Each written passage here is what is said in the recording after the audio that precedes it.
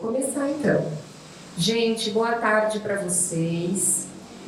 Vou começar mais uma vez a minha fala agradecendo a presença de vocês no sábado, às 17 horas, ter vocês aqui na biblioteca para conversar de vida, de cultura, de diversidade, de questões indígenas importantíssimas, de livro, de leitura, de biblioteca, de educação. É incrível, me emociona. E eu estou aqui junto dessas duas maravilhosas, que são a Cora e a Maria Rosa, que a gente fez um combinado de apresentar as nossas convidadas juntas. Não é mesmo, meninas? Que elas são muito importantes para nós. Essa é a terceira edição do FAO, Festival Ações Literárias, que dessa vez se transforma em FAOzinho. E nos dedicamos a olhar para as infâncias, visibilizar as crianças, pensar nelas, propor atividades e propostas que se voltem a elas e observá-las no percurso, observar essa troca de afeto, observar a Cora ensaiando uma interpretação de Libras, observar essas duas crianças que se aproximam e chegam e tocam os livros. E, além dessa lente que se volta às infâncias, essa edição do festival também colocou o pé no outro barco para que a gente andasse devagar por um rio, que é um rio muito bonito, que visibilizou e visibiliza a existência, a importância do Olívio de Ecupé, nosso homenageado na edição, que foi se expandindo para os povos indígenas, os povos originários, de modo geral. E nem nos meus melhores e mais lindos sonhos eu imaginava que seria possível que fosse me encontrar, que fosse compor um grupo de gente para bater papo que fosse tão lindo, tão diverso e tão incrível.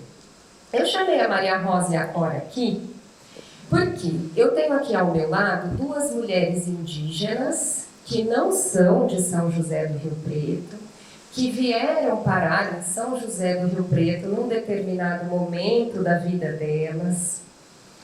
E a gente tem a honra e a alegria, não é, Cora, de ter uma professora, que é quem, Cora? Quem é sua professora? A Nene. A professora Nene. Já vou me destratar no começo, que não vale. E eu achei que tivéssemos que apresentar a professora Nene juntas.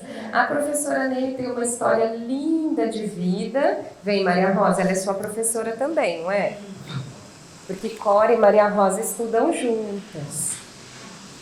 Bom, então vamos lá, nós vamos apresentar a professora Nene, que é uma mulher indígena que saiu lá do estado do Pará e veio parar aqui em São José do Rio Preto e vai contar todinho esse percurso de vida para nós. E também vamos apresentar a também professora Gisele. A Nene apareceu na nossa vida porque ela está na travessia, é professora da Cora e não daria para existir FAOzinho sem a Nene. É isso. E a Gi veio parar na minha vida porque a Nene trouxe a Gi junto dela, de mãos dadas. Elas vêm cada uma de um lugar diferente, elas estavam me dizendo que nomeiam as coisas de modos diferentes, porque são de etnias diferentes, e as duas são professoras. Então, Nene, Gisele, eu tenho a honra, a alegria, o privilégio de recebê-las aqui junto de mim, com essas duas sapecas no meu colo, e dizer boas-vindas, obrigada, obrigada, obrigada. Agora vocês vão lá, para eu me concentrar. Eu achei um pouco injusto ela já tentar me desidratar no começo da conversa. Porque eu tenho muito orgulho de dizer que eu sou professora da Cora, da Maria Rosa, né? Dizer que eu sou professora, me colocar nesse lugar de educadora e pensar a minha vida a partir de uma perspectiva diferente, que é a perspectiva da educação, e olhar para essa infância com um olhar também diferenciado. A gente vai conversar um pouco mais e aí a gente vai desenrolar. Quero te agradecer pelo convite. E assim, eu não poderia estar aqui. Quando eu falei com a Carol, eu falei assim, não, eu vou, mas a Gi vai também. Só você e a Gi vou também. Porque foi um encontro, assim, eu jamais poderia imaginar que em uma cidade como Rio Preto eu poderia encontrar uma parente, mais do que uma parente, uma irmã, assim, de vida. E esse encontro que foi para além do encontro físico mesmo, assim, sabe? De uma amizade. Eu falo que para ela sempre isso é um encontro de almas, né? Não é de hoje que eu tenho isso no meu pensamento e hoje eu vou te falar que eu te amo demais. Eu sempre falo, mas hoje, né? Deixar registrado aqui essa amizade e esse encontro que o seu universo e a natureza me proporcionou. Obrigada, Carol. Gente, está sendo de todas as partes, né? Uma tentativa de nos desaguarmos, né?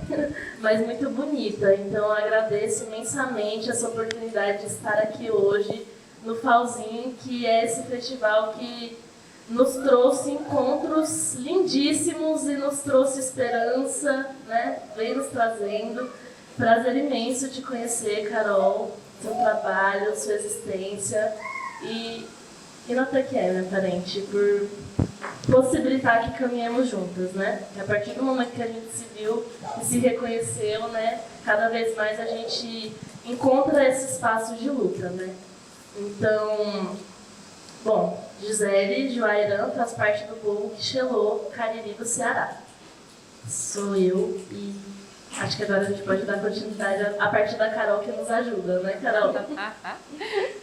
Eu vou só assim, vamos por esse caminho, aí vocês dizem, vamos ou não, vamos por outro, tá bom? Vamos juntas aqui nós três. Eu vou pedir para a gente começar então, conhecer vocês, porque nós estamos aqui para conhecer, acolher vocês, e eu vou pedir para a gente começar então pela infância de vocês. Vou pedir para vocês começarem contando o espaço geográfico que acolheu, a chegada de vocês ao mundo, como era esse ambiente familiar. E eu também sei um pouquinho que a conexão de vocês com a ancestralidade indígena, ela tem um percurso diferente da do Olívio, por exemplo. E eu gostaria que vocês falassem também um pouco disso, para todo mundo poder compreender e saber da história como eu sei.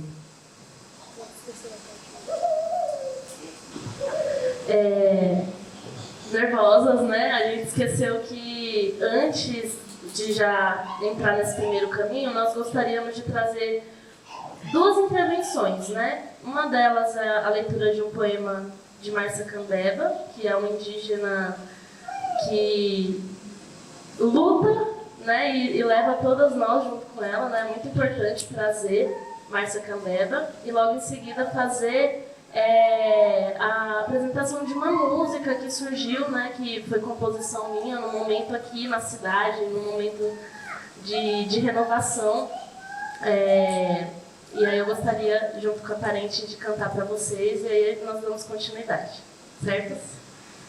Acredito assim, quando a gente for falar sobre a nossa infância, sobre a nossa vida, não tem como não falar dessa passagem cultural nossa e dessa ancestralidade que nos afeta e nos chega de uma maneira muito forte. E quando a gente está na cidade, muitas vezes nós somos subjugadas e muitas vezes até julgadas mesmo. Será que vocês são ainda indígenas ou deixaram de ser? E a Márcia Cambeba, nesse livro maravilhoso, quem não conhece, eu recomendo muito. Inclusive, é uma das minhas recomendações, já vou fazer de início aqui. Se chama Aikakiri Tama. E a tradução Eu Moro na Cidade. Aikakiri Tama. Initua Tama Verano e Tama Ritama. Huayá Manduta Tama Cultura Minua. Sanima Itini Iapan Iapuraxi Tano Ritual. E a tradução é assim. Eu moro na cidade. Essa cidade também é nossa aldeia. Não apagamos nossa cultura ancestral. E faz um convite ainda, né? Não parece. Vem, homem branco, vamos dançar nosso ritual. Nasci na oca sagrada, na mata por tempos vivi. Na terra dos povos indígenas, sou Huayna, filha de Araci. Minha casa era feita de palha, simples, na aldeia cresci, na lembrança que trago agora de um lugar que nunca esqueci. Meu canto era bem diferente, cantava na língua tupi. Hoje, meu canto guerreiro se une aos Cambeba, aos Tembé, aos Guarani. Hoje, no mundo em que vivo, minha selva em pedra virou. Não tenho a calma de outrora, minha rotina também já mudou. Em convívio com a sociedade, minha cara, e aí ela negrita e põe entre aspas, minha cara de índia não se transformou. Posso ser quem tu és, sem perder quem eu sou. Mantenho meu ser indígena na minha identidade, falando da importância do meu povo, mesmo vivendo na cidade. Márcia Cambeba.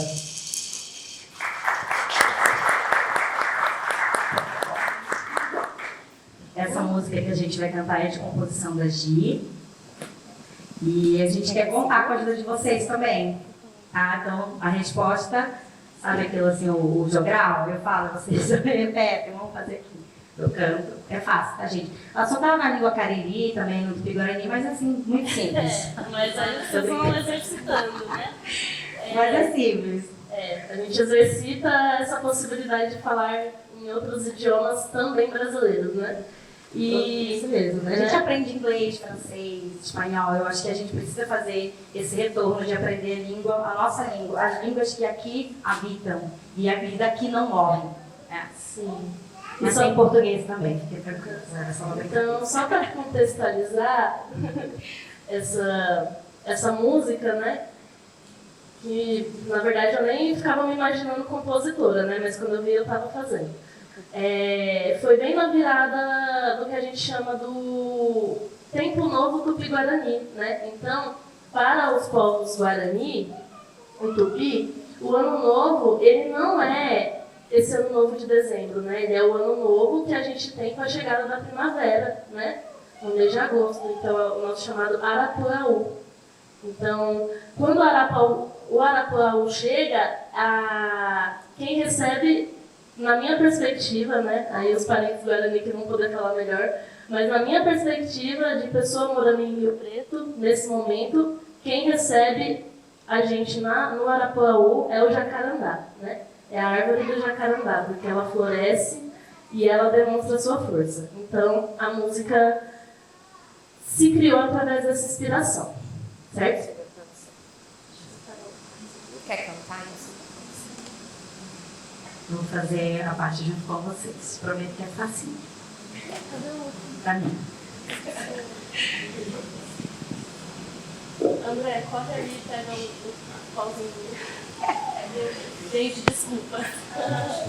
Caiu? Gente, o André é nosso amigo, é assim, grande incentivador e apoiador da causa, como professor também, sabe? Está com a gente sempre, então a gente usa ele também, de vez em quando, para pegar os primeiros. Eita, tá difícil. É isso. Obrigada, André.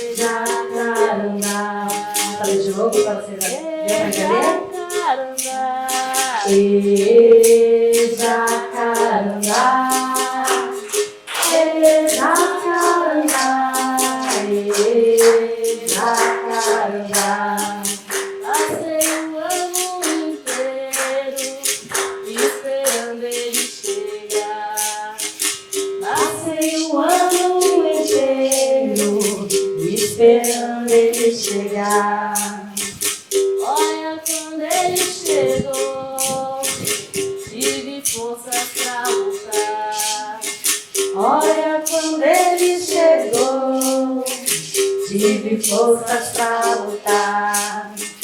Bocuia Tajaquié, Bocuia Maribisa, Bocuia Tajaquié, Bocuia Moranguá. Bocuia Tajaquié, Bocuia Momarana, Bocuia Tajaquié, Bocuia Momarana. Guarani Arapuaú, português primavera. Guarani Arapuaú, português primavera. É o nosso ano novo, Vem aqui nesse lugar.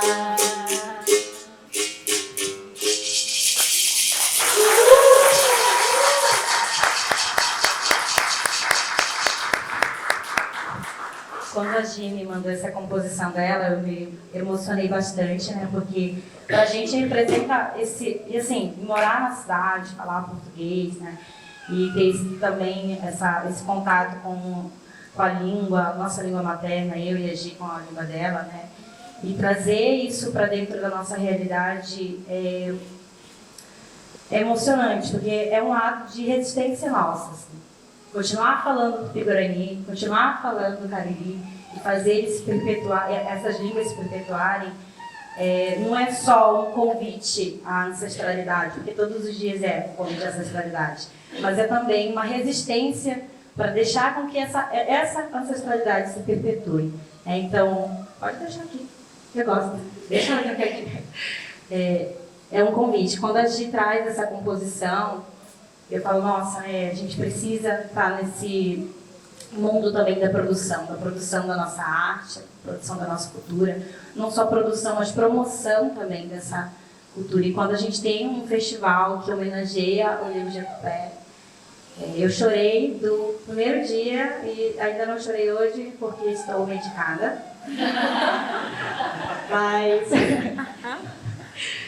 Mas é isso, sabe? Representa pra gente resistência e abraçar e pegar as mãos e caminhar junto, sabe? E a gente precisa. A luta indígena, ela não é só indígena.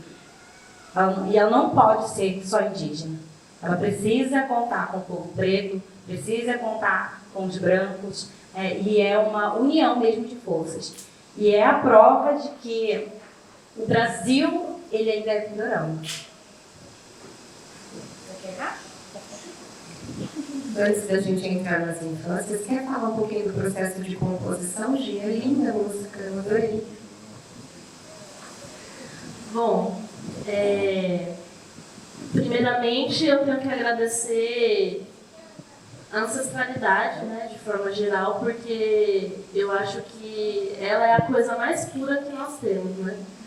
Então, apesar de nós vivermos em um mundo que nega, né, nossas potências, né, principalmente nós, pessoas racializadas, é muito difícil nós nos imaginarmos em lugares de visibilidade, né, em muitos sentidos, né?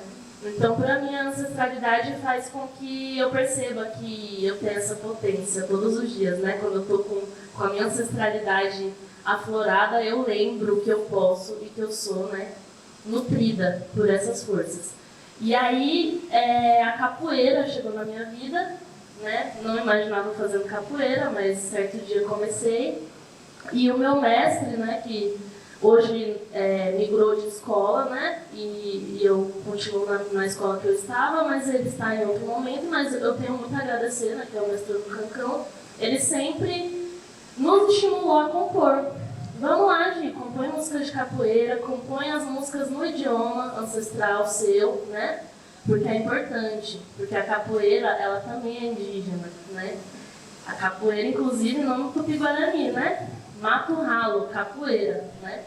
Então, muitas das vezes, nós, pessoas indígenas, estamos em um momento onde ainda não é tão evidente essa nossa participação nos elementos culturais, como a capoeira, né? Então, a capoeira ela também é indígena, né? Tem vários estudos mostrando essa gênese, tanto dos povos afro quanto dos povos indígenas, para que ela hoje esteja aí nessa potencialidade que ela está. E aí é isso, compus essa música andando de bicicleta no dia que eu estava indo treinar e veio como água, realmente, assim, e está aí e fico feliz que posso estar aqui apresentando para vocês. É uma música que está exposta na nossa mostra Denigra, né, que é mais uma potência aí, né, que está em cartaz no SESI, né, até... Oi? Até dia 23, né? Então, a curadoria da Ariane, né? Então, é uma mostra que traz essa visibilidade para os artistas negros e indígenas da cidade e tem essa composição junto com mais outra e junto com outros trabalhos também que eu faço, né? Artesanais, com a arte ancestral do macramê. Vamos reforçar que elas são duas professoras, atuam na educação, duas artistas múltiplas atuando em diversos cenários das linguagens da arte, né? Maravilhosas. Vamos, infâncias. Vai, contem tudo. Quando a Carol, a gente conversando, né, e eu que acompanhando o festival, e ela perguntava para os convidados, né, como foi sua infância? E eu voltava, assim, lá no Pará, lá em Breves, na Ilha do Marajó, no arquipélago do Marajó, né, que não é só uma ilha, é um conjunto de ilhas, nesse espaço geográfico, cercada de árvores, muita natureza. E aí eu me sentia muito grata por essa minha infância. Assim. Eu fui uma infância de muito pé no chão, pé na terra, com muito açaí. Inclusive, muita saudade de tomar um açaí de verdade. Esse açaí aqui é sorvete, tá? Sorvete saborizado. Tá. Sem querer ofender ninguém, por favor. Quando eu falo, às vezes as pessoas... Ih, eu gosto também, eu gosto desse sorvete. Mas eu prefiro meu açaí, né, gente? Com farinha. Eu ia dizer, conta, como é feito? O açaí, ele é ou é doce ou não é, outro sabor, enfim. Gente, o açaí, ele, eu não sei, ele não tem uma explicação, porque ele também é, pra mim, uma memória muito afetiva, sabe, do meu lugar. Ele não é doce, como as pessoas acham aqui. Ele não é doce. Ele tem um gosto muito parecido... ali na fase do, sabe o feijão? Aquele gosto do feijão mais ferroso. Não sei explicar, é só provando. Gente, eu vou ter que parar e trazer açaí para todo mundo, para vocês poderem experimentar. Porque não tem explicação. Então eu volto dessa minha infância, tomando esse açaí com farinha e comendo peixe assado que a minha mãe preparava, que a minha irmã, que é uma cozinheira de mão cheia, preparava. E aí eu pensava, né? Eu fui uma criança muito sapeca, muito. Deu muito trabalho para minha mãe, porque eu adorava subir em árvore. Quem não gosta, né? E subia nas árvores. Aí eu lembro que tinha uma educação infantil, uma escola que tinha um caju, como é que fala? Cajueiro. Um cajueiro, que tinha um pneu amarrado. Não tinha esses balanços tecnológicos, bonitinhos, cercadinho assim, que as crianças têm hoje, né? E a gente balançava naquela árvore. Então, a minha infância foi uma infância muito feliz, sim, com muitos atravessamentos, que, enfim, que fazem parte dessa infância. Eu trabalho muito na terapia hoje em dia, mas com muita beleza. Eu costumo falar com muita boniteza. Eu acho que essa é a palavra que mais me representa hoje, sabe? Uma infância com muita boniteza. Essa infância com contato com a oralidade, com a história oral, a história contada pela minha avó, sabe? Eu lembro, assim, da minha avó bem pequenininha. Eu sou grandona, né? Mas a minha avó era bem pequenininha, com cabelo bem preto. E todos nós reunidos na sala, e ela contando as histórias de visagens eram as minhas favoritas. Eu lembro, assim, Visagem é como se fosse fantasmas, não sei se vocês conhecem esse termo, mas eram histórias, assim, uns contos até meio de assustadores, assim. E eu adorava, porque, tipo, era a coisa que eu mais gostava, era sentir aquele frio na barriga do medo, né, daquela figura mitológica aparecer na minha rede, na minha cama. E eu lembro de ter uma coisa, assim, muito marcante. A gente brincava, a gente fala de outro nome, o nome dessa semente, a gente brincava de bola-bola. É uma semente e brincávamos ali e no final do dia a gente colocava dentro de um pote, que era uma lata, na verdade, dentro de uma latinha. E aí tinha uma história que falava assim, que um ancestral, uma visagem, que é como a gente chama, né? Que essa visagem derrubava essa lata. E aí eu acho que os meus irmãos mais velhos, eles faziam isso de propósito. Eu nunca descobri se era meus irmãos ou se era visagem mesmo. Mas derrubava o vôlei, aí fazia aquele barulho e a gente morria de medo, sabe? Nossa, é verdade que a vovó tá contando. Eu acho que até a minha avó, se duvidar era a minha avó, que jogava, sabe? E a gente tinha, ou as visagens mesmo, né? Então essa lembrança assim, curiosa, mas muito engraçada dessa infância. E eu fui uma pessoa muito curiosa, sempre muito curiosa. E eu era biblioteira mesmo, sabe? De chegar no lugar e ficar, nossa, eu quero aprender sobre isso. Ou então ficava ouvindo as conversas, assim. Já era fofoqueira desde a infância, né? Mas só. Eu ouvia as conversas, né? Da minha mãe com meu pai. E aí minha mãe, meu pai, nós éramos muito pobres, né? Muito pobres. Quantos irmãos, né? Quantas pessoas na casa? Uma penca, eu era a rapa do tacho já, nós éramos 7, nós somos 7 filhos. Minha mãe, né? Você é meu sétima. pai, eu sou a sexta. Sexta. Depois de mim tem a Silvia, minha irmã mais nova. Assim, né? Veio, a gente teve que aceitar, né? Eu brinco com ela demais. Ela fala, nossa, eu era querida. Eu te amo, mas, poxa, eu queria ser caçula, né? Eu queria ser mimada. Já estava com 5 anos quando ela veio. E nós éramos a rapa do tacho, a gente brinca, né? A rapa do tacho. Já não tinha mais o que tirar ali. Minha mãe com 42 anos, tendo sua última filha.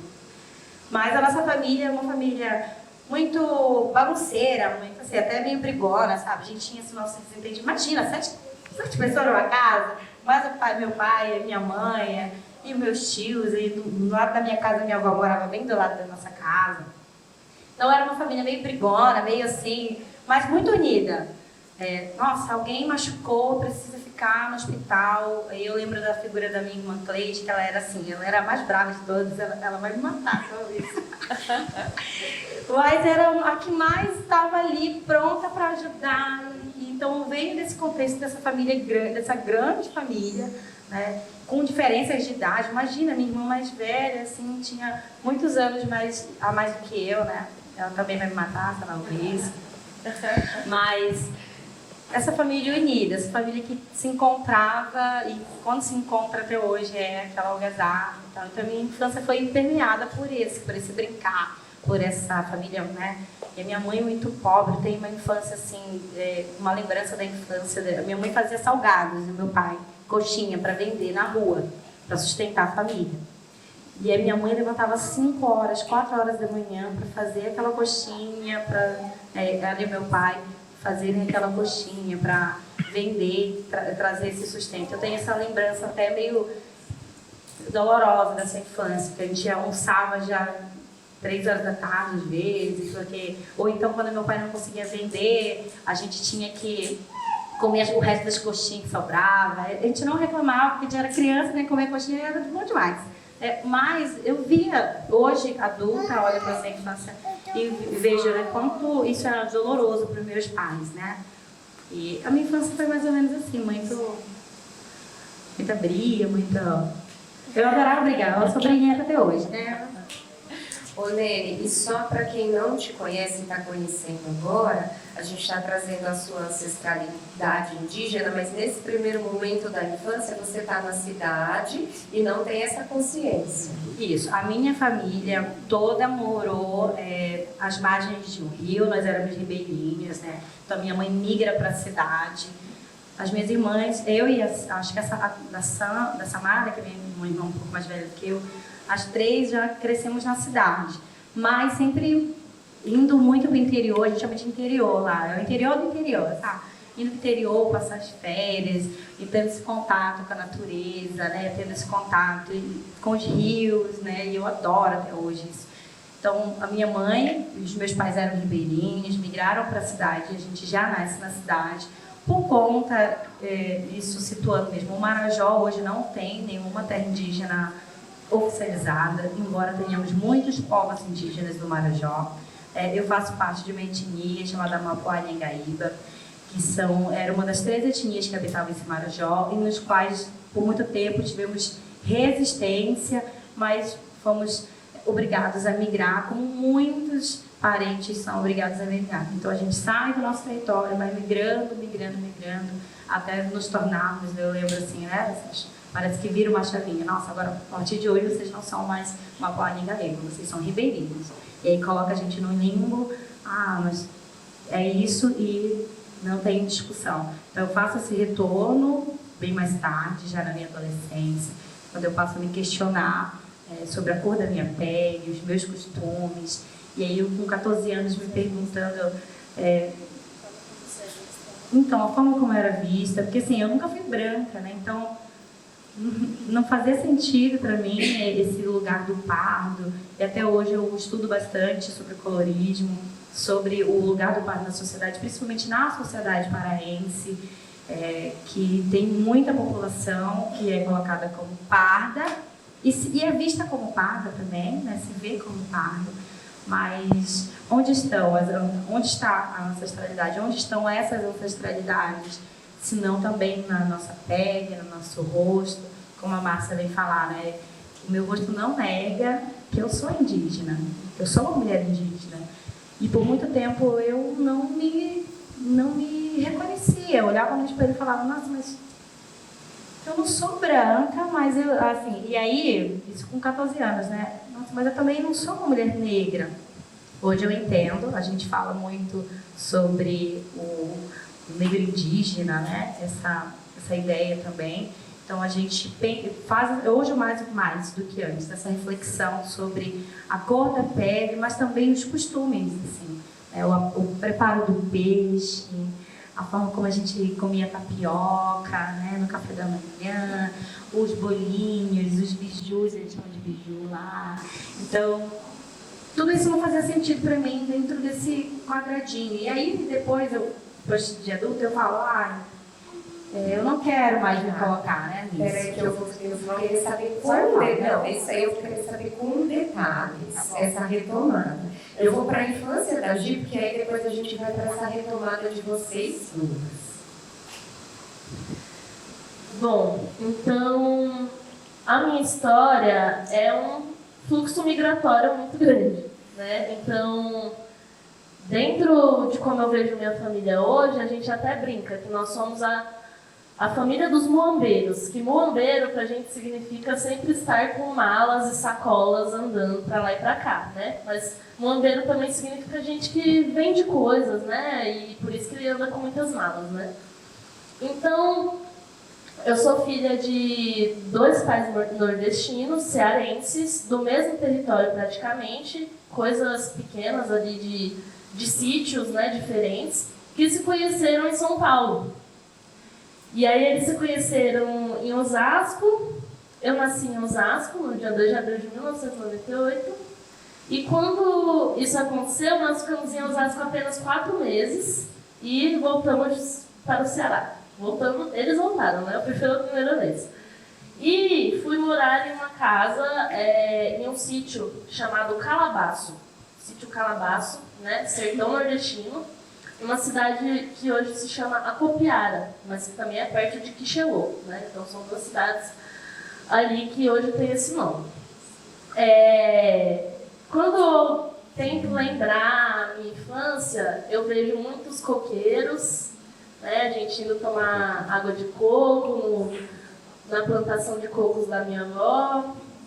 Eu lembro que a gente fazia muita gincana também. A molecada lá sempre estava junta, né? É bem parecido assim com a Nene, a história da Nene, só que eu não tinha irmãos, né? Eu era filha única da minha mãe, meu pai tinha mais 2 irmãos, 2 filhos, que eram meus 2 irmãos, Mas eu era filha única, só que tinha essa questão da coletividade da molecada do sítio. Então, a gente sempre estava brincando de esconde-esconde de noite, e a família brigando, gritando, perguntando onde que estavam as crianças. A gente sempre estava, né, fazendo gincanas, andando de perna de pau.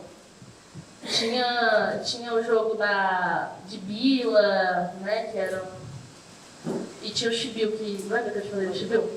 Que é o seu voleibol, né? Que você pega a pedrinha...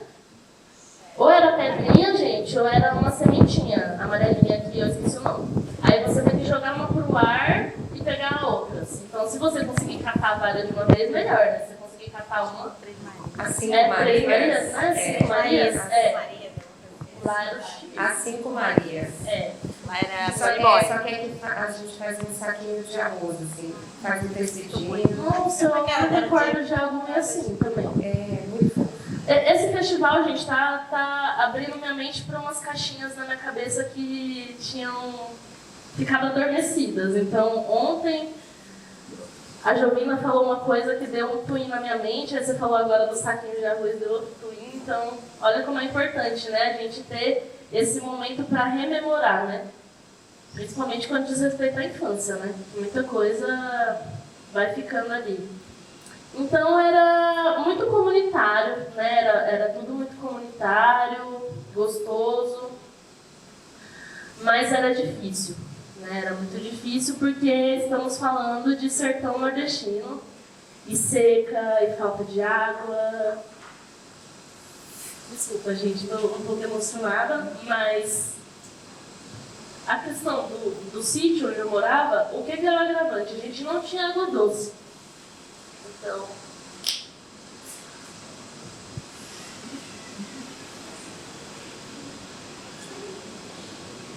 sempre tinha que, né, migrar mais uma vez para encontrar, né, esse amparo. E claro, a gente conseguia, e eu não posso dizer que eu passei fome, graças a Deus, assim. Não era também tão crítico, né? Não era fácil, mas também não era tão crítico. E a gente tinha que estudar com um caminhão pau de arara, né? Então a gente tinha que passar mais ou menos uns 40 minutos, 1 hora para chegar na escola. Então, eu gostava muito de estudar. Gostava muito, muito, muito. E aí eu lembro que tinha dia quando chovia, nunca chovia, né? Mas quando chovia, acabava tudo em água. E aí o caminhão não vinha. E aí eu acho que eu era a única dos amigos que chorava para ir para a escola. Pelo menos que eu tinha conhecimento, né?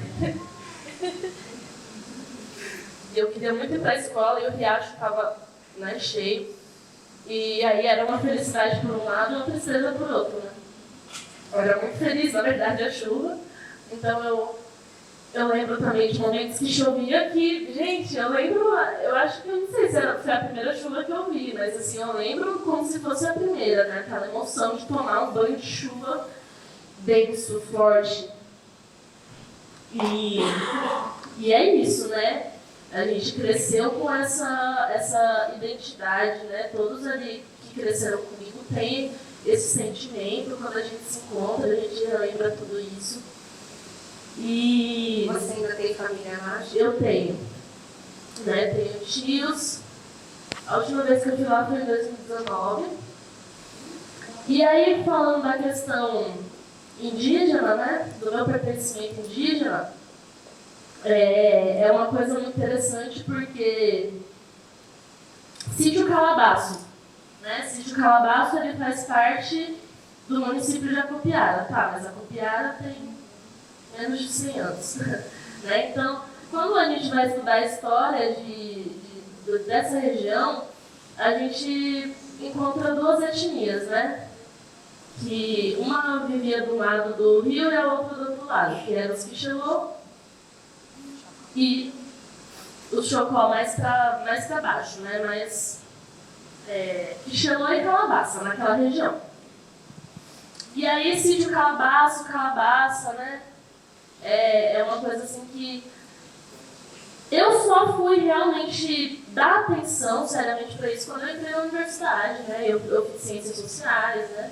Então eu pude estudar a história do Brasil mais a fundo e falar, opa, peraí, que coxa de retalhos mal contada, né? E aí, o município de Quixelô, tá, é um município, mas era o nome de um povo milenar, né? Não é o nome do município, né? Aí a gente tem a região do Cariri, né? Já ouviram falar da região do Cariri, do Ceará, né? Cariri é o nome de uma nação, nem é de um povo, né? É de uma grande nação de povos que a gente tem registro no sertão nordestino. Então, não é só a região do Cariri, é mais coisa, né? Cariri significa bem mais coisas, né? E aí, junto com a minha família, a gente começou a conversar mais sobre isso, né? E falar da minha tataravó, que era daqui mesmo, e que casou com alguém que era de fora, que era um português, né? E aí era muita informação desencontrada, né? Mas a gente ia tentando cavucar, e depois encontrou a bisavó, a tataravó, né? A das netas, por parte de mãe. Aí depois chegou a bisavó por parte de pai, que meu pai falou, nossa filha, ela daquele jeito mesmo, ela morava no tempo dos índios. Então era sempre assim, ela morava no tempo dos índios. Ela não era índia, né? Nem a Índia. Mas assim, a gente sempre, dentro da história da nossa família, e da Nene, como ela já disse, se colocou nesse não lugar, de não sou. Porque foi uma estratégia de sobrevivência, né, gente? Infelizmente. É muito melhor eu dizer que eu sou sertaneja, eu dizer que eu sou vaqueiro, que eu sou caboclo, do que eu dizer que eu sou uma pessoa que era considerada uma demoníaca, né?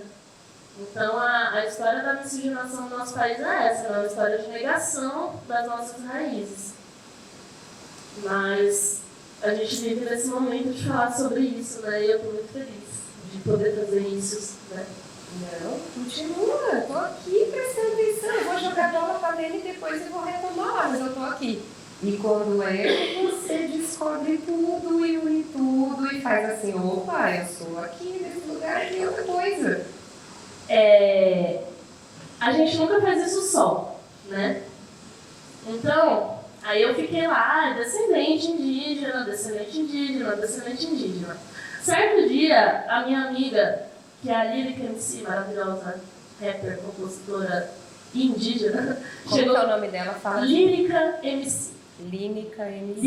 Lírica. Isso. A gente encontra fácil, ela tá Tá. no circuito. Gente, tá é lírica, ela escreve com Y, né? Ao invés do IY, então é lírica com 2 Y. Isso. Não, é C mesmo, na verdade. E ela tá no Spotify, nas plataformas do Spotify, no YouTube, né? Ela desenvolve um trabalho muito incrível, né? Inclusive o Não Lugar, né? Que é um trabalho lá de São Paulo que busca juntar esses povos aí, né, indígenas de retomada, que a gente chama, né? Então são pessoas indígenas que, por conta dessa invasão territorial, nós perdemos nosso território, nós perdemos o direito de dizer que nós somos e paramos de falar nosso idioma por N fatores, né?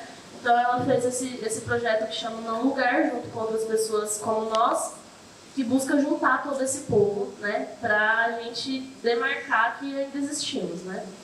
E aí ela chegou na minha casa e falou assim, Gi, eu conheci a Márcia Cambeba, e a Márcia Cambeba, né, eu fui falar minha história para ela, e falei que a minha avó era, né, indígena, que eu era descendente, e a Márcia Cambeba olhou para mim e falou assim, parente, se afirma. Se a sua bisavó era, a sua tataravó era, não é essa a questão. Você tem que perguntar, quando que você deixou de ser? Por que você deixou de ser? Né?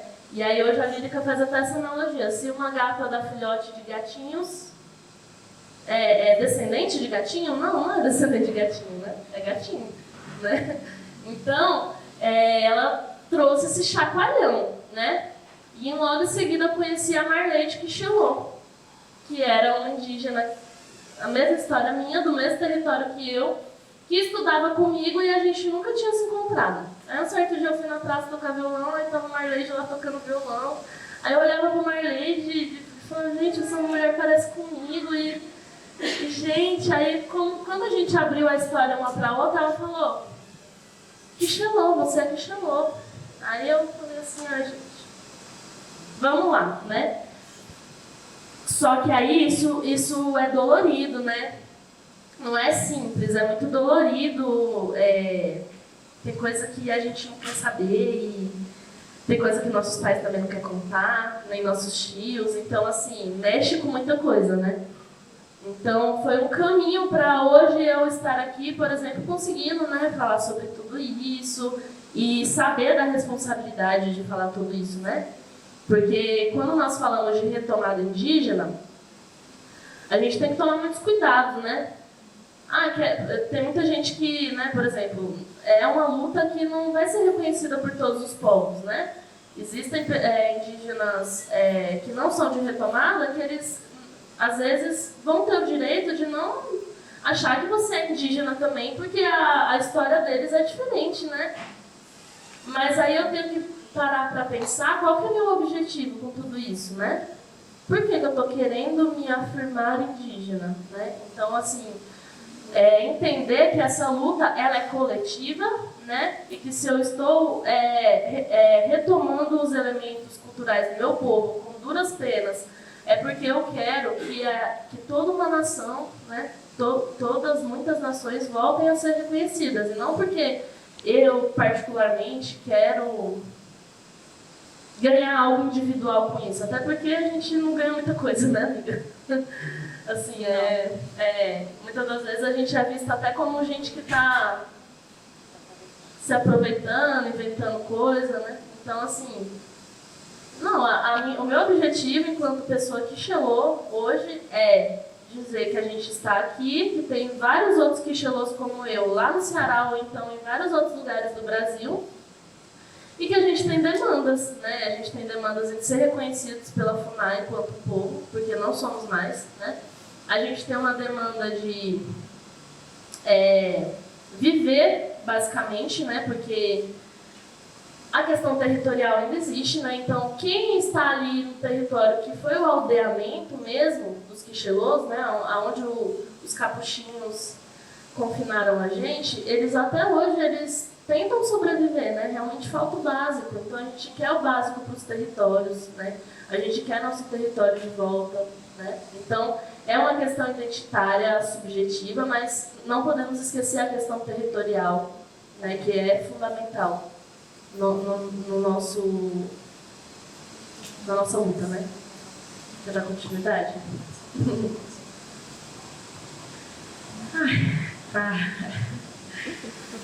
Fazer esse caminho não é muito fácil, né? E rememorar essa história também não é. Quando eu me questiono, parei naquela parte, né? De eu me questionar e não me reconhecer, eu me colocava num lugar onde a parte dessa sociedade, sabe? E eu falei, eu era uma criança muito curiosa e eu lia muito, lia, gostava, amava ler e pesquisar, e eu vivia na biblioteca, a moça da biblioteca não me aguentava mais de me ver, e aí eu via os livros, e aí eu pego um livro, que até o Olívio ontem citou, né, Guarani, e aquilo ali me incomoda muito.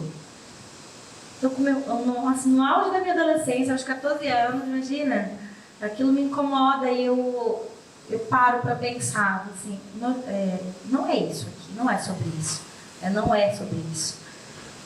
Então eu vou atrás, vou estudar, né, vou curiosidade mesmo, sem nenhuma pretensão de me declarar algum dia uma pessoa indígena, né? Então eu começo a estudar, aquilo me incomoda. E aí eu me deparo com algumas pessoas, assim, que a Márcia Camara nem sabe, mas ela foi muito importante nessa minha retomada, quando ela faz esse questionamento, né?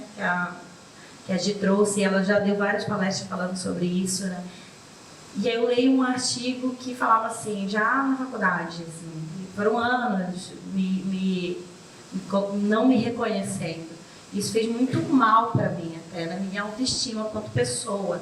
Porque qual era o padrão de sociedade, né? Qual é esse padrão de pessoa nessa sociedade? E aí eu falava, não, mas não tem nada a ver, né? Os meus olhos, né? Os meus traços.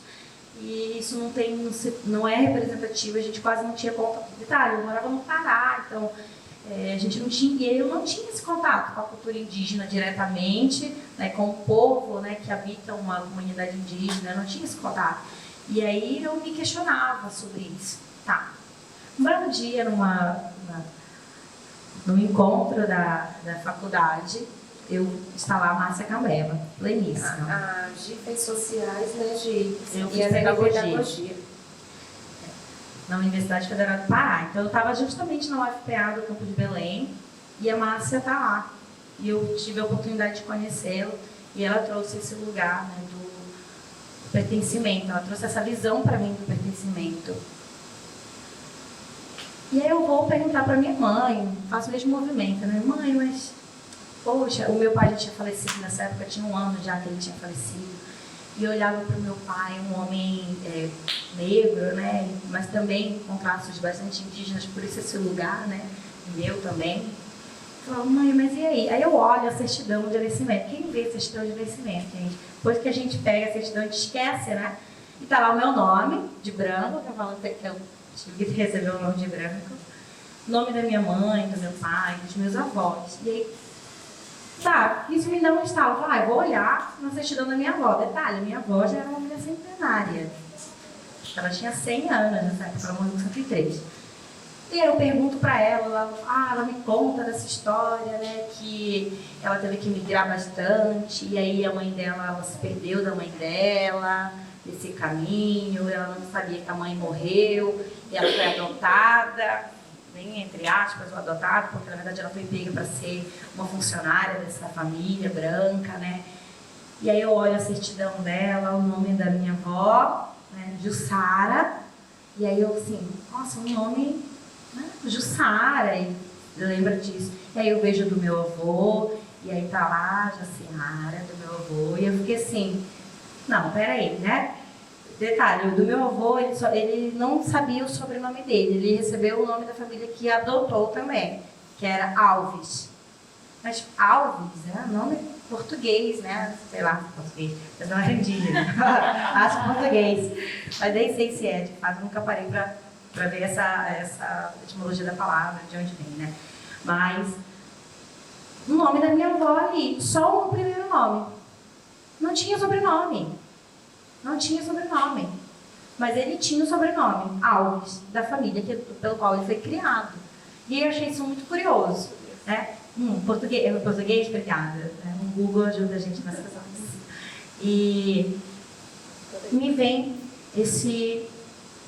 retorno a esse questionamento. Né? Poxa, e aí eu faço essa mesma reflexão que a Márcia fez, eu nem sabia que ela tinha feito. Né? Sobre, então, eu deixo de ser indígena em que momento? Em que momento a minha família perdeu esse traço? E aí eu vou atrás, aí eu pesquiso bastante, aí eu me encontro com uma pessoa da etnia do Pinambá, e aí eu tenho outro encontro com a comunidade Caiapó, e aí eu consigo... E aí eu estava falando do artigo, não terminei, né, de falar. Esse artigo abriu os olhos para mim porque ele falava assim, o lugar do pardo na sociedade paraense e aí ele fazia um questionamento bem parecido com isso, né? Os seus pais nasceram italianos, sei lá. Você consegue pedir a cidadania italiana e ela é aceita se você conseguir comprovar que a sua família veio da Itália e você entra no país como uma pessoa italiana, você tem todos os direitos quando você tem a cidadania. E ele fala assim, por que não nos reconhecer quanto indígenas? Se eu posso me reconhecer como uma pessoa italiana, na Itália, por que não como indígena no Pará, no arquipélago do Marajó? E a minha avó falava uma coisa muito bonita. Ela falava assim, a nossa aldeia é a Amazônia. E, nossa, olha o lugar onde eu me encontro, né? Na Amazônia, filha de ribeirinhos, neta de ribeirinhos, aí bisneta de indígena, só assim, a minha avó reconhecia que a mãe era indígena, mas nem tanto quanto... Mas ela tinha esse questionamento, ela tinha essa sabedoria de falar que a nossa aldeia, mesmo não se colocando, sabe? Nossa, mas a nossa aldeia, até como forma de brincar mesmo, é a Amazônia. E eu falo, olha a nossa oca, olha o tamanho dessa oca. E aí não tem como eu não me reconhecer mais. E aí sim, é um encontro com quem eu sou de verdade. E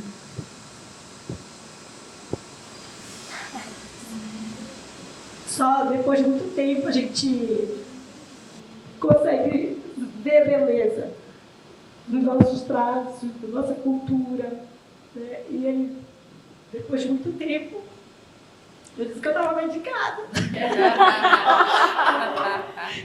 Vai, dá bom aqui também. Se reconhecer como esse belo, né, também.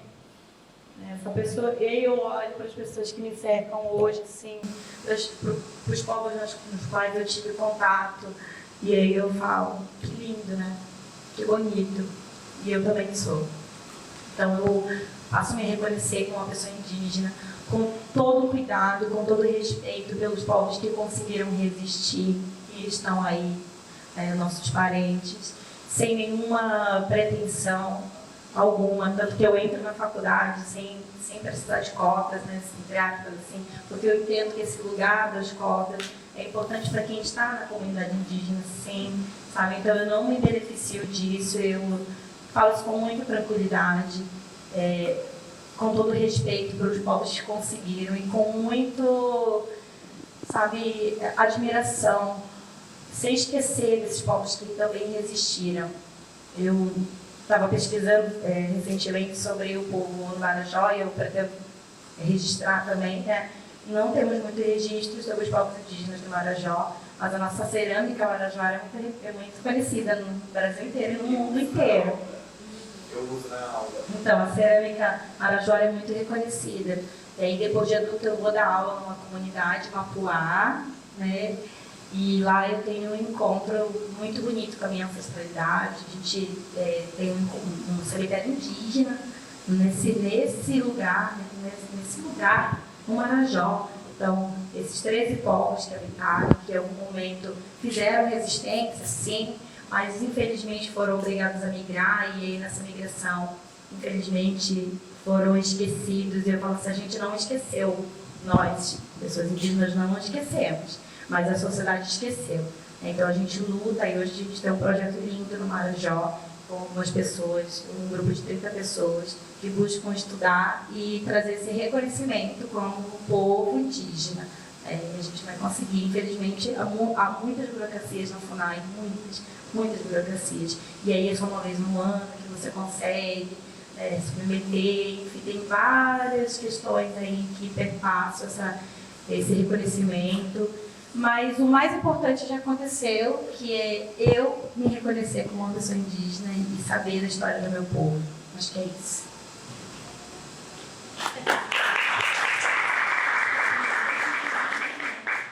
Não está no roteiro. Mas eu preciso contar. Eu não sei se Rio Preto merece vocês, gente. Como é que vocês vieram parar aqui?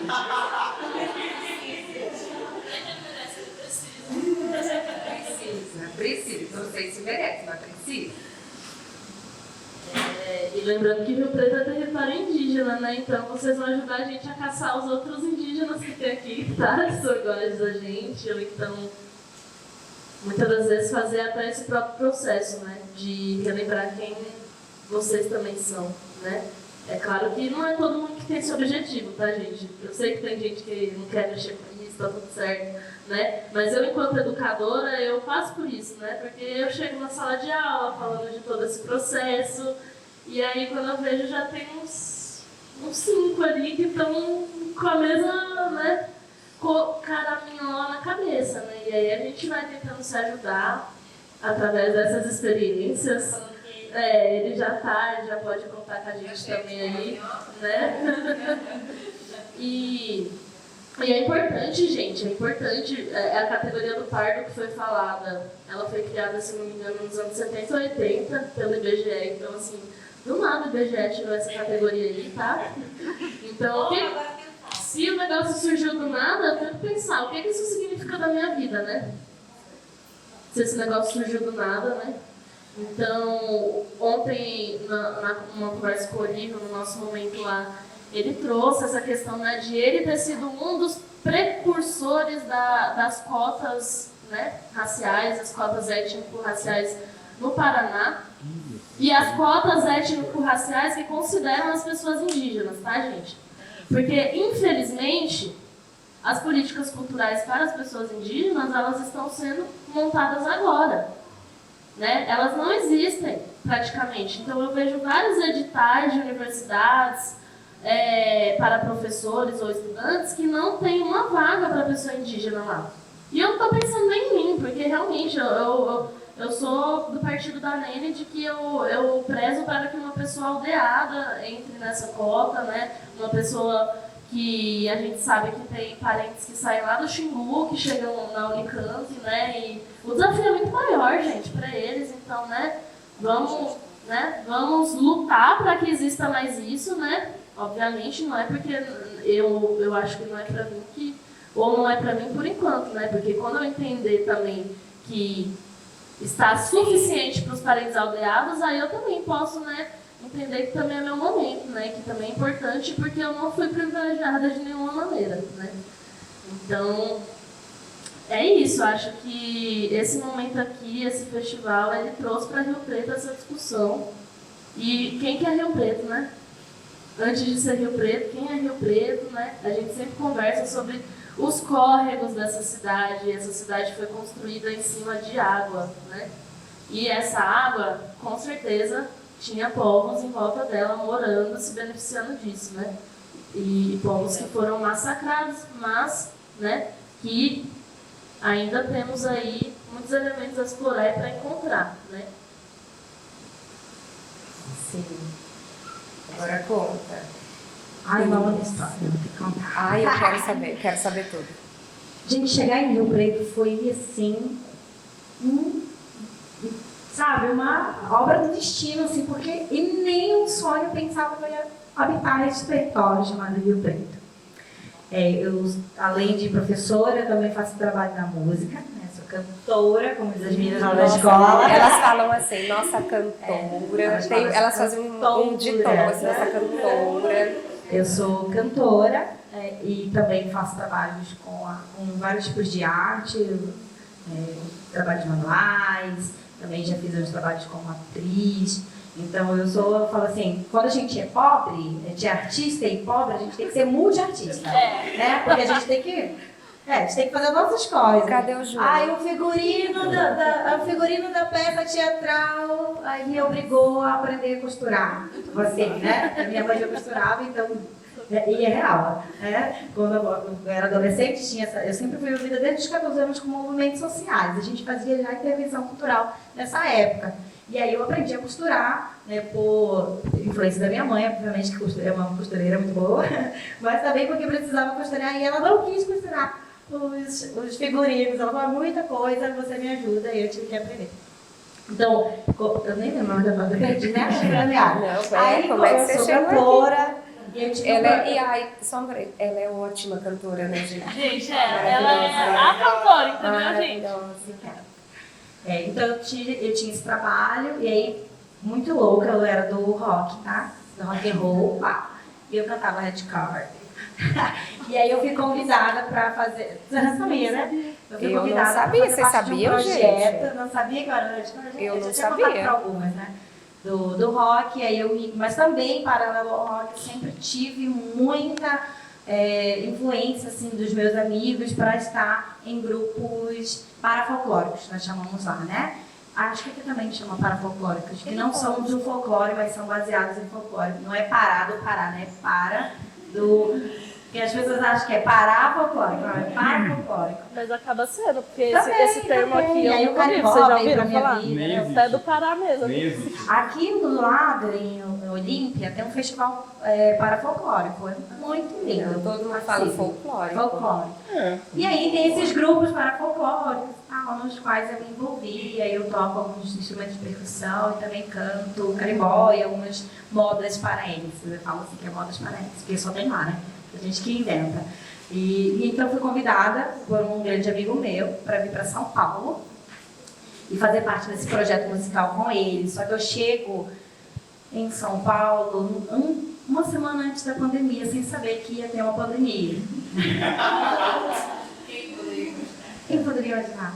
E aí eu gravo uma música ainda no estúdio, que a gente tinha um projeto bem desenvolvido, bem detalhado. Esse meu amigo é bem influente lá na capital. Então a gente já tinha um projeto Rio-São Paulo ali, bem definido. E aí vem a pandemia.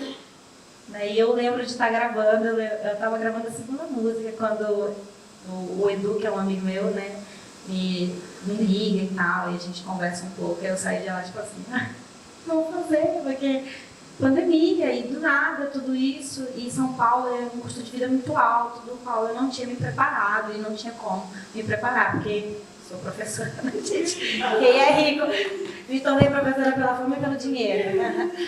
E A Nina também. né? Se tornou pela fama e Teatro pelo não deu dinheiro. certo, ela foi ser professora. Maravilhosa. Aí fui ser professora, que professora dá dinheiro.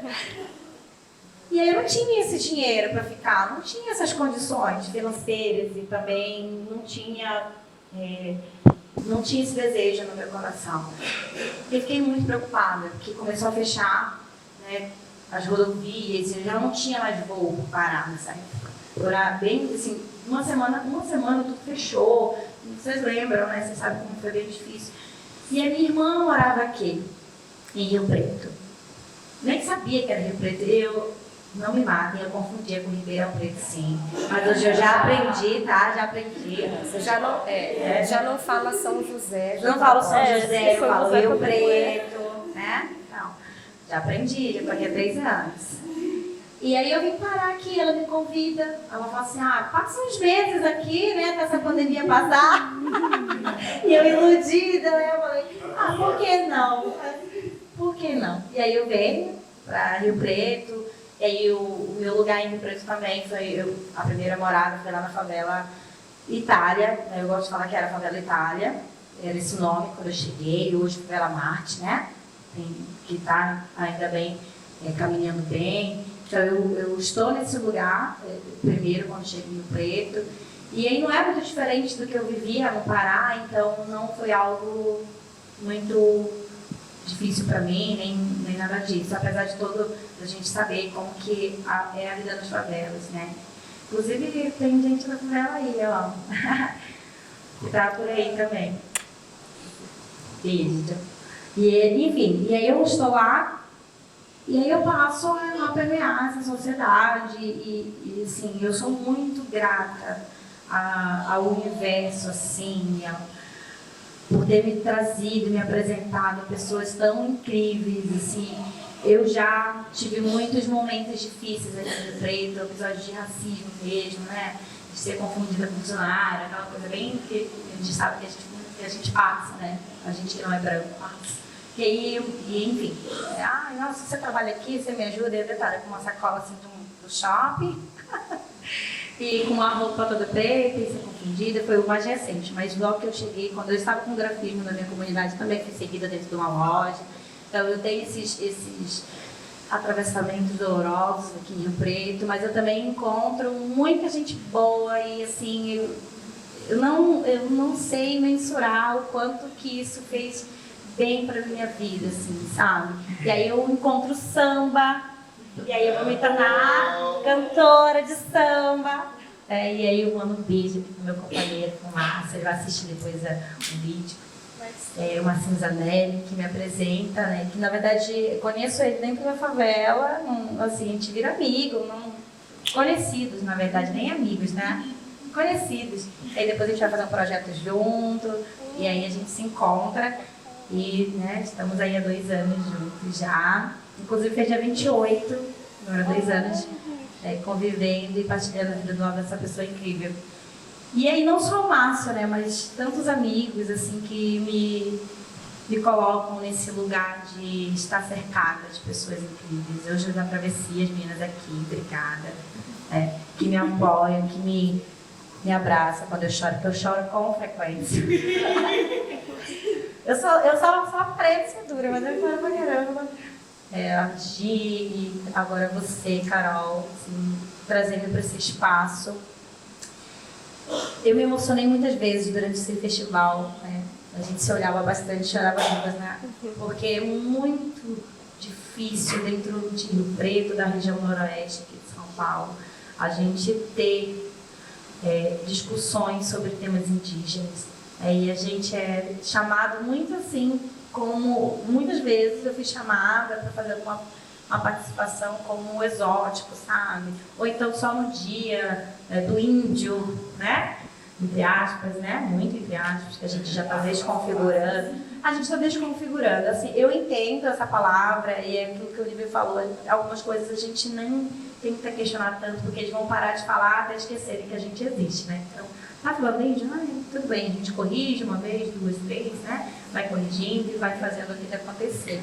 E aí, durante esse festival, ver o Olívio de Jacopé como homenageado me trouxe muita certeza do caminho que a gente quer percorrer enquanto pessoa indígena, né?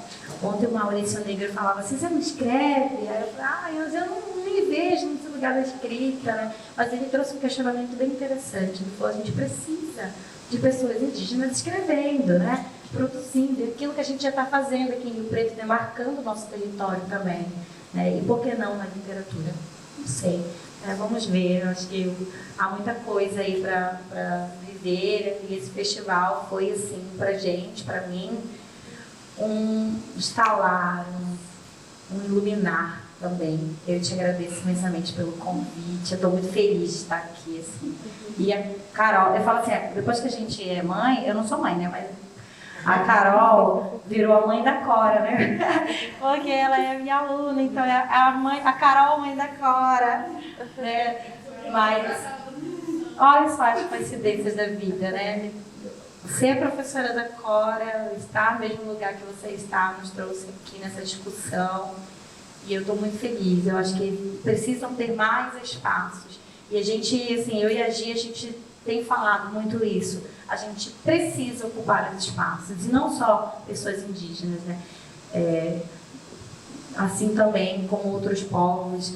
E assim, eu tenho um carinho e um respeito muito grande pela luta, né, dos povos negros. Eu falo povos negros porque a gente, né, são tantos, né? Somos tão diferentes, né, das pessoas negras.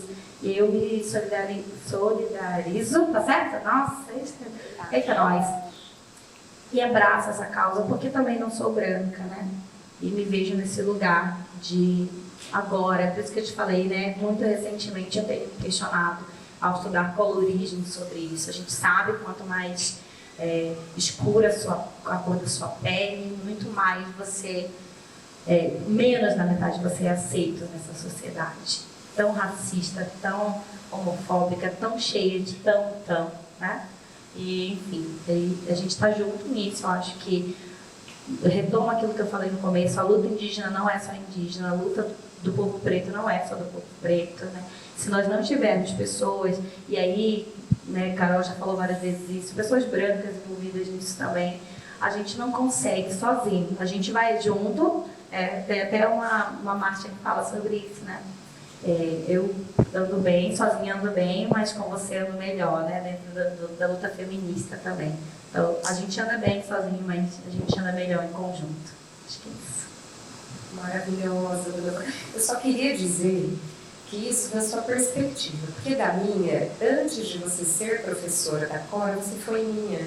Porque eu fiquei indo à travessia, aprender o que era a travessia, e eu tive a sorte de a professora, né? E foi a professora que eu acompanhei, que eu sentava lá no cantinho e assistia, e via o carinho, e via a paciência. Gente, ela nunca levantou a sobrancelha, eu não sei como ela faz. Não sei. Foi ela. Então, Na minha vida, quando eu conto a minha história com você, eu conto essa parte. Antes de você ser professora da Cora, você foi minha. E para mim foi uma alegria, um privilégio, uma honra imensa. E esse festival, né, ele me tem à frente e eu me sei como uma mulher branca, privilegiada, mas eu me sei como alguém que sabe fazer costura humana. Eu não sei fazer costura no tecido, viu? É um horror, gente, quando eu vou costurar qualquer furo, fica horrível. Mas uma costura para procurar um diálogo, para dar uma bicuda no discurso hegemônico, na vida hegemônica, no funcionamento hegemônico. Quando eu descobri o significado do meu nome, que vem de Carlos, do rei Carlos, do Império Carolíngio, eu senti tanta vergonha, eu não queria contar no curso que eu estava fazendo, que todo mundo estava dizendo assim, qual o significado do seu nome? Aí eu sabia, né, da escolha que meu pai tinha feito, a pessoa que ele queria homenagear, mas quando eu fui entender a origem do nome Carolina, eu disse, gente, não dá para ter mais vergonha de existência do que isso, né? Não dá para ser assim. Eu me incomodo com as coisas como elas são. E, de verdade, o Fauzinho só existe porque vocês aceitaram e vocês estão aqui, nós estamos fazendo isso dialogicamente, e são pessoas incríveis.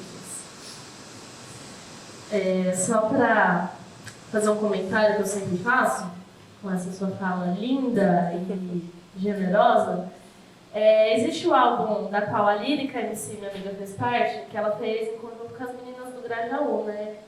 Que chama Grajaminas, o nome do álbum, gente, é incrível, um álbum de rap, está no YouTube. E o nome do álbum é Da Lama Nasce a Flor de Lótus, então é isso, gente, apesar das nossas origens serem conturbadas, tanto do ponto de vista do colonizado quanto do colonizador, a gente consegue subverter todos os significados, né, que existem em torno das nossas existências. E isso que é importante, né? Reconhecer como que nós vamos brotar para recontar a história do nosso jeito que a gente quer, que te conhecendo hoje eu já sei que é plenamente em prol da coletividade, né? E pode dar continuidade? Por favor. Com relação aos territórios, né, da nossa luta, lembrar que não é só querer ter terras, né, que já eram nossas, mas sim fazer com que nossos conhecimentos e sabedoria sobre como permanecer nessa terra vinguem, né? Então lá no Ceará a gente tem nossas lagoas que a gente quer preservar, que a gente quer manter nossas matas, né? Que a gente já sabe que a Caatinga foi o bioma mais afetado, né? Primeiramente. E os outros estão seguindo a sequência da Caatinga, porque o que se plantou lá antes? Cana-de-açúcar, né? Que é o que a gente vê hoje sendo reproduzido, né? Em todos os territórios. E a minha história com a Nene começa em uma manifestação, né? Que inclusive eu lembro muito bem do Fernando Macaco fazendo lá, né? Seu trabalho, sua... Foi em... A gente ainda estava na pandemia, né? Foi no início da PL 490, né, quando propuseram aquele projeto de lei inconstitucional, né, que dispõe da exploração de terras indígenas, né, sendo que dentro da Constituição Federal isso não é permitido. E estávamos lá nós, né, umas 15 pessoas querendo fechar o Bar Tandaló. Falhando miseravelmente. Mais ou menos, estava legal, assim. Estávamos sendo muito ofendidos, né? Estávamos bem desesperados, né? Mas estávamos lá, pessoas que se reconhecem nessa luta. E aí eu me lembro, né, do momento que essa mulher surge do meu lado, né? Com o rosto pintado, e eu falei assim... Que mulher linda. Que linda, e que bom que ela chegou, né? Porque aí, a partir de então, a gente pôde trocar contato e se conhecer melhor e perceber que a nossa história era muito mais parecida do que, né, a gente imaginava, porque rola um certo receio, né, gente? Você olha a parente e você fala, é parente, será que ela é aldeada? Será que ela passou pelo que ou ela é mais da retomada, né? Como que vai ser? Porque a gente vive num mundo em que o tempo inteiro tem alguém cuidando da nossa identidade, né, gente? É claro que, obviamente, eu não estou querendo dizer que eu não fui maltratada, gente, por nenhum parente, tá? Inclusive, estive em comunidades indígenas que, assim, regeneraram minha existência, né? Mas muitas das vezes até o próprio não indígena, né? Olha pra gente e fala que a gente não é. Então, assim, quando a gente começou a se conhecer, né? E perceber, assim, nossa, uma mulher de retomada indígena do Nordeste junto com a mulher de As retomada pessoas do ficam Norte. achando que vocês vão querer viver da Bolsa Funai. A Bolsa Funai, gente, vocês não sabiam? É a mais bem remunerada de todas as bolsas. Né? É um salário mínimo, maravilhoso. Mas aí a gente já pôde fazer várias coisas juntas, né? E a Nene, pra mim, ela é uma inspiração gigantesca, eu não tenho nem palavras, né? Em todos os campos, porque essa mulher realmente ela se expressa de todas as maneiras possíveis, né? Então, na política, né, uma militante assim. Pobre assim. Mas eu diria que vocês duas estão muito aí fazendo coisas muito. Olha, você está falando dela, mas eu estava lá na exposição, vendo o seu trabalho, a sua potência e a sua música e o seu macramê e todas as coisas incríveis que você faz. E vocês duas, hein? E tu também é linda. Ai, ai, ai. E não tem que gratidão. E graças a esses agentes da cultura poderosíssimos também, como você, que trazem isso, né? Então, cada vez mais a gente está conquistando, né, esse espaço e pretendemos levar vários de nós junto com a gente, né? Igual a Nene me trouxe, você trouxe a Nene me trouxe, então é sempre essa busca de nos levarmos juntos. E agora eu só vou com uma de cada lado, porque agora já sou das duas já. Por favor. Meninas, nosso tempo tá acabando, eu nem vi passar, foi uma faísca de tão bom que é estar junto de vocês. E eu vou finalizar pedindo indicações de leitura. Ou, se vocês quiserem também, sugerir nomes, como a MC Lírica, artistas, música, podem extrapolar a leitura, tá? Porque hoje o fim da tarde é de vocês. Já tinha Vou uma até lista dar o de microfone aqui pra 38 gente. nomes, mas Só que eu vou ter que Então, Yabra, não faz isso não. Para começar, a Gi trouxe esse livro porque gente, eu tô meio passada esses dias, hoje principalmente. Aconteceram umas coisas aí, enfim, a gente fica... E ela trouxe esse livro que eu queria recomendar, primeiro, né? Márcia Cambeba. Essa mulher, ela é inspiradora, ela é professora também. Márcia Cambeba, ela é inspiradora. Conheçam o trabalho, não só da Márcia, mas de outras pessoas, outras mulheres indígenas. Eu vou focar nela porque eu acho que ela assim, foi a maior inspiração da minha vida. Inclusive, quero ler um poema dela. Eliane Potiguara, que abriu os portais, né, da literatura indígena. Sim, e aí eu quero ler esse poema dela chamado Pintura Sagrada, que fala um pouco, para que vocês entendam como é a poética dessa mulher também, né? A árvore me pintou, vermelha e preta minha pele ficou, urucum, genipapo, eu sou esse tronco que cresce sereno em meio à cidade. Meu ser é do mato. Eu sou o retrato do povo que um dia nesse Brasil pisou. A árvore me pintou, grafismo de alma, de quem tem no peito a cor do respeito que o branco manchou. E ela traz logo em seguida essa figura bem bonita, né? Um livro de poemas com bastante fotografias do povo. Eu acredito que seja do povo Cambeba. O Máqua Cambeba, ela é o Máqua Cambeba. A Márcia, eu vou falar nomes, né, e um livro que também, ela falou da Graça Graúna, tem um livro chamado Flor da Mata. É um livro para educação infantil, muito lindo mesmo. Você falou da Eliane Potiguara, na verdade, sim, né? E a Eliane Potiguara tem um livro chamado Pássaro Encantado. Maravilhoso, maravilhoso. Não poderia deixar também de sugerir Aito Krenak, Ideias para Adiar o Fim do Mundo. Não só Ideias para Adiar o Fim do Mundo, mas Ayrton Krenak. Com esse livro, Ideias para Adiar o Fim do Mundo. Márcia Campbell, já falei, né? Potiguara. Eu vou escolher 3. Já falei 4, né? Já falei Graça Grana também. Então eu vou parar aqui, quero também ter outros muito lindos para sugerir. Então, a Graça Graúna, ela também tem um livro de... a parte mais teórica, né, dessa discussão da literatura indígena, né, se chama Contrapontos da Literatura Indígena Contemporânea, né? Ou seja, a literatura indígena existe e ela é contemporânea, ela está acontecendo agora. Então, eu trouxe por conta disso, né? Que eu acho que é importante você pegar uma obra teórica também, né? Nos nossos estudos acadêmicos, estudar, né? Essa questão que às vezes nas academias ainda fica muito vago, né? Inclusive nós temos uma história muito traumática com a academia, né? Porque nós somos sistemicamente boicotados ou antes de entrar ou quando estamos lá dentro, né? Porque eu, por exemplo, já tentei fazer uma pesquisa sobre literatura indígena, né? Inclusive foi por isso que eu vim parar aqui em Rio Preto. E não pude dar continuidade, né? Porque eu não tinha como ter uma orientação de alguém que trabalhasse nessa perspectiva. Então, como eu estava em crise, ou eu estudava isso ou eu não queria estudar. Então, eu resolvi não estudar. Fazer um parêntese, né? Quando a gente propõe, assim, de estudar e debater, eu não estou na universidade hoje, eu fiz pedagogia, né? E quem sabe o mestrado virá, eu espero, vou estudar para que aconteça.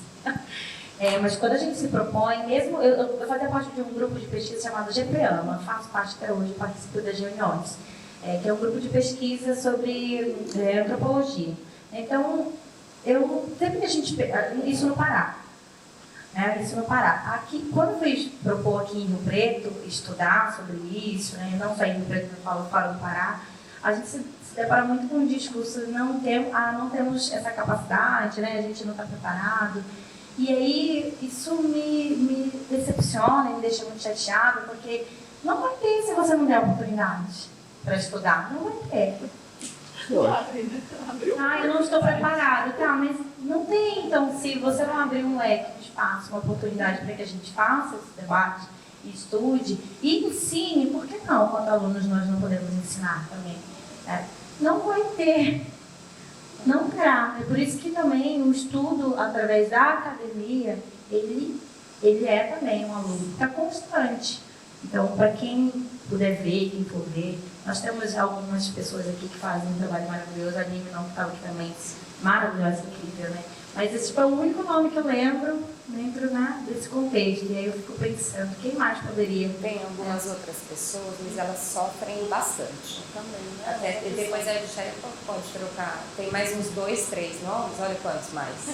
Então, tem 2, 3 a as mais. pessoas Aí, sofrem. Mas já é o começo, mas é preciso abrir esse leque para estudar, senão não terá literatura acadêmica indígena. Exatamente. Que bom que falamos sobre isso, não poderíamos deixar de falar. E esse outro livro se chama Oreandé, que significa nós sem vocês e nós com vocês. Então, esse é um livro do parente Ademário Paiaiá. Foi muito importante no meu processo também. O Ademário, ele é um acadêmico, né? Ele faz parte do povo Paiaiá, que fica ali na Bahia, perto da Chapada da Diamantina. E qual que é a sacada? Para o idioma tupi-guarani, existe uma forma de eu falar nós, incluindo só nós que somos iguais, do mesmo povo, e o nós que é todo mundo, né? Então, para vocês verem a riqueza, né? Tipo assim, nós, o que significa nós, né? Quantas vezes que a gente fala nós, mas o que esse nós está incluindo realmente, né? E ele é um livro plurilingue. Então, a gente tem aqui textos no idioma tupi-guarani, cariri, que é o quiriri deles, na verdade. E nós temos... Gente, fugiu aqui, mas são 4 idiomas. Guarani, Quiriri, Pachorrã, que é do povo Pataxó-Rãmãe, e Tupi. Guarani, Quiriri, Pachorrã e Tupi. E também tem sugestões didáticas. Então, são livros de poesias traduzidos para esses idiomas, e ele dá sugestões didáticas de como você trabalhar isso em sala de aula. Então, incrível, né? Maravilhoso. E temos um tempinho de alguma coisa ainda? Temos? Tem uns minutinhos. Tá. Tem um livro de poesia que o parente lá do meu território, que é o Arivânio, ele fez. Esse livro, inclusive, vai chegar para mim, né? Ele fez uma edição, né, ali caseira, não está publicado, né, não está registrado e tal, mas é importante e eu gostaria de ler, né? E também vou estar aí com alguns exemplares, caso vocês tenham interesse depois em conhecer. Eu vou levar lá na Feira do SESI, que nós vamos fazer parte no dia... Mas eu já estou com interesse já, se queria deixar isso... Pode deixar, que a senhora já tem o seu garantido, né? Então, ele se autodenomina nesse texto como Puluca Quixelô Cariri. E o nome da obra é Indígenas Quixelô Cariri, breve relato da história. Começar pelo final é uma forma de dizer que os quixelôs ainda vivem e lutam para viver. Contar sobre um povo, antes de tudo, é saber que a história é algo vivo, que está sempre a crescer. Os livros insistiram em nos dar exterminados, pois importava aos colonos a nós ter nos apagado. Imaginar que nosso povo se acabou no passado é dar vitória ao algoz e dar tudo por acabado. Sabemos, porém, no entanto, nosso povo sobreviveu. Nunca deixou de existir e que muita dor sofreu. Esse texto é uma forma de tentar reavivar a esperança, a consciência, a busca por um lugar. A cidade tem o seu nome, mas pouco se ouve falar de quem é esse povo que aqui estava a morar. Nosso hino nos relembra de um tempo do passado, mas do que aconteceu, quase nada é lembrado. Olhar os índios quixelôs, esquecendo o presente, é ignorar nossa existência, nos dando futuro ausente. Se os livros nos negaram o direito de contar a nossa história, os nossos deuses, nós vamos reinventar. Pela falta de registros, de relatos mais fiéis, perdemos identidade, vão os dedos, ficam os anéis. Nossas músicas não sei, nossas danças me esqueceram, nossa forma de falar com o tempo se perderam. Nossa terra foi tomada como posse titular, agora servimos a outros, tivemos que nos calar. Calar foi o primeiro passo de nossa fustigação, pois quem tinha muita posse ficou sem ocupação. Onde hoje é seu terreiro, a sua roça e seu canteiro, já foi a minha casa, meu cantinho verdadeiro. Hoje você é meu neto, no seu sangue eu estou, em seus genes apareço, numa vida que restou. Nossas filhas foram pegadas na mata a dente de cão, e o choro da menina as águas vinham ao chão. Hoje, contando se ri, da triste e horrenda trama, de pegar uma índia no mato para fazer dela uma dama. Mas naquela triste manhã que ela saiu para brincar, nunca mais voltou para casa, nunca mais viu seu lar. Dessa prática cruel veio a miscigenação. Nosso povo se formava dessa vil perseguição. Se você ouviu falar que aqui não houve guerra, não se engane, não se iluda, teve sim, e foi por terra. Os índios sertanejos foram os últimos a ceder, resistiram aos colonos com seu sangue até morrer. Como ato derradeiro, os povos se ajuntaram, Confederação dos Cariris, Guerra dos Bárbaros chamaram.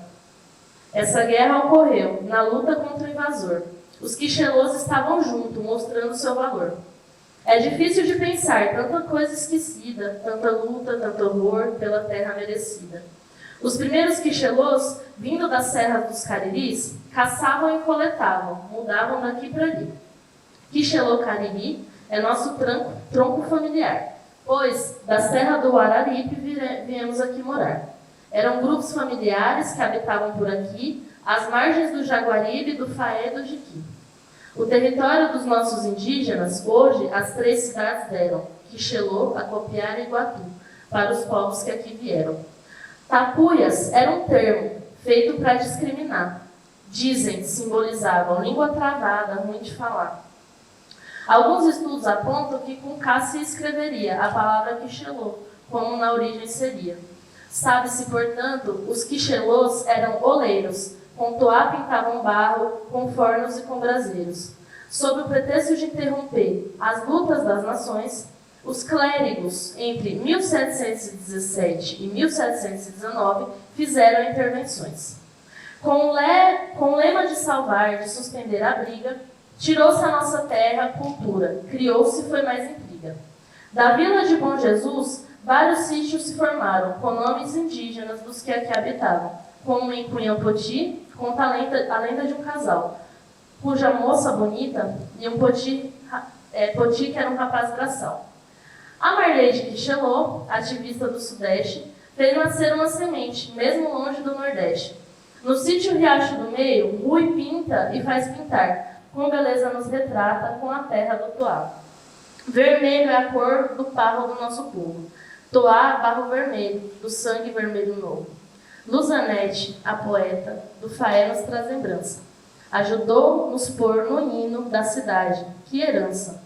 Nosso grupo de pesquisa, avanços tem alcanços. Temos visto pouco a pouco nosso espaço conquistado.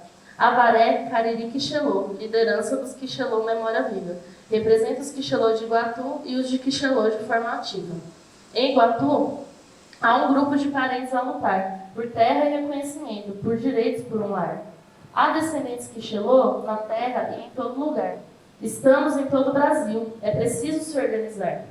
Hoje, pela internet, temos nos reencontrado, nos organizando em povo, com parentes para todo lado. Façamos saber, então, que somos indígenas urbanos, vivemos em dispersão, pois somos seres humanos. Os Quixelôs existem sim, somos um povo resistente, hoje somos uma cidade onde mora muita gente, somos indígenas vivos, nosso sangue corre forte, seja por onde andar, sul, sudeste ou norte. Olhe também para você, que talvez tu também seja um indígena Quixelô, fruto dessa peleja. Encerro este ensaio com a intenção de lhe dizer que índio não só vive no mato, vive onde dá para viver. Salve a Quixelô.